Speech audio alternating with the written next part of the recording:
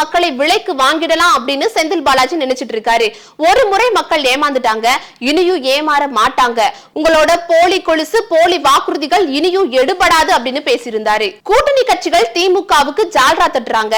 திருமாவளவன் மனசாட்சி இல்லாம பேசி வராரு. 41 உயிர்கள் பலியானதை பற்றி கவலைப்படாம ஆட்சியாளர்களுக்கு தூபம் போட்டு வராரு. திருச்சியில விடுதலை சிறுத்தைகள் கட்சியோட மாநில மாநாடு நடக்கும்போது திமுகவால அலைக்கழிக்கப்பட்டதை அன்னைக்கு திருமாவளவன் வெளிப்படுத்தி இருந்தாரு. ஆனா இன்னைக்கு அதையெல்லாம் மறந்துட்டாரா அப்படின்னு தொடர்ந்து திமுக ஆட்சியின் அவலங்களை மக்கள் முன் எடுத்து பேசியிருந்தாரு எடப்பாடியார். எழுச்சி பயணம் நடந்த கரூர் பஸ் நிலையம் பக்கத்துல இருக்க ரவுண்டானா பகுதியில அனுமதி கேட்டதற்கு திமுக அரசு தரல. ஆனா அவங்க மட்டும் அதே இடத்துல பிரச்சார கூட்டங்கள் நடத்தினாங்க.